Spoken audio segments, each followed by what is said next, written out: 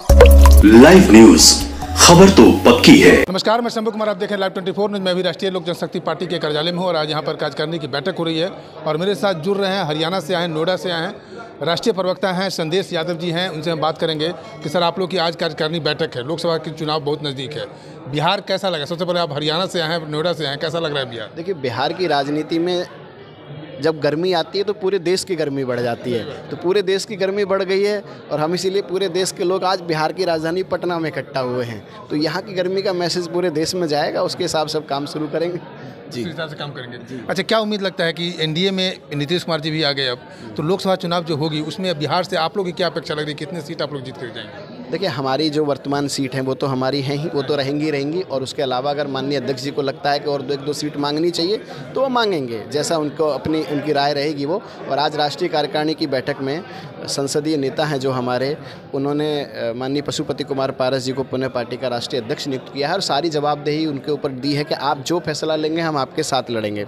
अब आज मान लीजिए, हमारे जितने सांसद हैं उनके साथ साथ कोशिश पार्टी तो करती है, सभी पार्टियाँ करती हैं कि हमें और ज़्यादा सीटें दे दी जाएँ, तो उस विचारधारा के साथ काम चलेगा। वो माननीय अध्यक्ष जी का फैसला है। जीत वाली बात होगी कि नहीं होगी? मान लीजिए कि मोदी जी रहेंगे, आपके अध्यक्ष नड्डा जी रहेंगे, तो आप लोग ऐसा तो रिकमेंड नहीं रहेगा कि हमको इतना सीट चाहिए तो चाहिए, नहीं तो हम ऐसे हो जाएंगे? नहीं, वो उनका अपना निजी निर्णय है। वो राष्ट्रीय अध्यक्ष जी जो फैसला करेंगे पार्टी के हित में ही करेंगे। हर आदमी चाहता है ना मेरा कुनबा बढ़े, तो वो अपनी बात को रखेंगे। जितनी बात को शीर्ष नेतृत्व तो पूरा एनडीए मानेगा, उसके हिसाब से फिर आगे की योजना पे काम किया जाएगा। लेकिन मेरा जो सवाल था ये कि जो बिहार में जो 40 सीट है, 39 पे तो आप हैं ही, 39 पे एनडीए की गठबंधन, एक सीट नहीं है, तो क्या 40 पे 40 आप लोग कह रहे हैं कि 40 में 40 लें? क्योंकि 400 पार करना है, 400 पार करने के लिए बिहार और यूपी का साथ होना बहुत जरूरी है। देखिए, उत्तर प्रदेश और बिहार से होकर देश की राजनीति का रास्ता चलता है।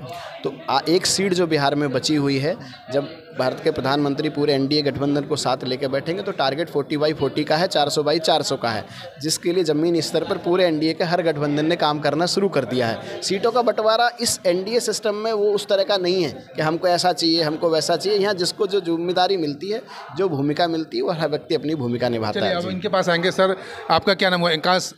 मेरा नाम एकांश यादव है। मैं राष्ट्रीय प्रधान महासचिव हूँ, अधिवक्ता प्रकोष्ठ का। राष्ट्रीय प्रधान महासचिव, अधिवक्ता प्रकोष्ठ का। ये बताइए सर, अभी राम टेम्पल का उद्घाटन हुआ, तो जो विपक्षी पार्टी है कह रहे हैं कि राम टेम्पल से सरकार मतलब देश नहीं चलता है, बल्कि रोजगार मिलना चाहिए। इसकी जवाब आप लोग कैसे देंगे? जी, रोज़गार तो देखिए वहाँ पे बहुत सारा आपको पता ही है, जैसे कि बहुत सारा मिला है और मोदी जी की नीयत थी इसलिए राम मंदिर बन पाया है। ना कांग्रेस की नीयत थी, ना किसी और की नीयत थी राम मंदिर को बनाने के लिए। राम मंदिर बना इसलिए है क्योंकि एक नीयत साफ़ होनी चाहिए थी, उसके लिए नीयत साफ़ थी एनडीए की और सबने साथ दिया है उसमें राम टेम्पल को बनाने के लिए। इसलिए आज राम जी हमारे वहाँ पे पधार चुके हैं, विराजमान है। जी, विराजमान। राम जी का कृपा है कि बिहार में फिर एनडीए की सरकार आएगी। जी बिल्कुल आएगी, 1001% आएगी। आप लोग सीट की उम्मीद क्या करते हैं? आपके हरियाणा और नोएडा का क्या माहौल है एनडीए की? एनडीए बिल्कुल सारी सीटों पे जीतने वाला है पूर्ण बहुमत के साथ। और मोदी जी का जो नारा है इस बार, अब की बार 400 पार, वो बिल्कुल पूरा होगा इस बार। पूरा हो जाएगा। एंटी इनकम्बेंसी काम नहीं करेगा? नहीं, क्योंकि 2 टर्म में आप लोग आ चुके हैं, तीसरा टर्म होना है। तीसरा टर्म बिल्कुल आएगा और आने वाले सभी टर्म में एनडीए ही रहेगा। सभी टर्म में एनडीए ही जी रहेगा। यानी कि 2029 में जोगी जी को रिप्रेजेंट जी दोबारा आएंगे एनडीए जी। आप नोएडा से हैं या आप नोएडा से हैं? मैं नोएडा से। आप नोएडा से? मैं चलिए, नोएडा से आप यूपी से हैं, तो आपसे एक सवाल कर लेते हैं, क्या 2029 में योगी जी को रिप्रेजेंट कर देंगे क्या? देखिए, क्या है कि जो माननीय प्रधानमंत्री जी ने प्रधानमंत्री बनने के बाद जो सिस्टम भारतीय की राजनीति में किया, भारत सरकार में जो विचारधारा को जोड़कर एक राष्ट्र को नए नए चेहरों को लाने का जो मौका दिया जा रहा है। आप देखिए, 3 राज्यों के चुनाव के बाद तीनों राज्यों में नए मुख्यमंत्री मिले इस देश को, तो वही सीट लागू होगी। ऐसा हो सकता है माननीय योगी जी देश के अगले प्रधानमंत्री बने 2029 के बाद।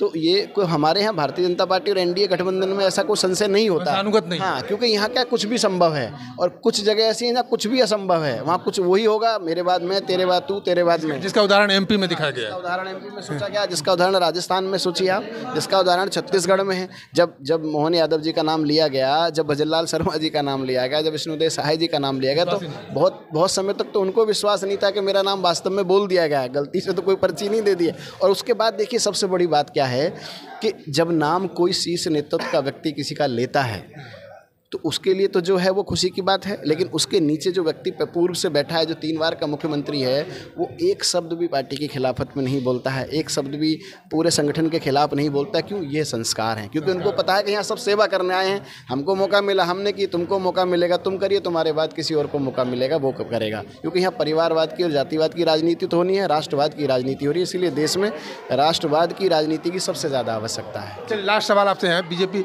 एनडीए में या बीजेपी में या किसी भी पार्टी में, खास करके बीजेपी में, जो परिवारवाद की जो परिभाषा वो दिखा रहे हैं कि परिवारवाद को रूल को फॉलो नहीं करते हैं, उसका परिभाषा किसी और पार्टी को भी सीखना चाहिए क्या? संदेश आपके थ्रू हम जाना नहीं, मोदी जी ने शुरू से ही कहा है कि परिवारवाद को हम अलग रखेंगे, लेकिन परिवारवाद का मतलब ये नहीं है कि सब कुछ ही हटा देंगे। जो अच्छी सेवा देगा, जो अपना अच्छी तरीके से काम देगा, उसको बिल्कुल मौका देगा और नए नए चेहरों को हर 1001% मौका दिया जाएगा मोदी जी द्वारा। तो आपने सुना एकांश यादव और संदेश यादव, जो एक हरियाणा से आए हैं और नोएडा से आए हैं, जो एक राष्ट्रीय प्रवक्ता भी हैं। उनका कहना है, साफ साफ कहना है कि इस बार जो मोदी जी का लक्ष्य है 400 पार, तो वो बिहार और यूपी से रास्ता होकर के जाएगी 400 पार, और लोकसभा चुनाव में 400 पार करके के फिर से 2024 में एनडीए की सरकार बनेगी और पीएम प्रधानमंत्री मोदी बनेंगे। मैं शंभू कुमार, कैमरा जर्नलिस्ट यशोधर्मा के साथ, पटना। लाइव न्यूज, खबर तो पक्की है।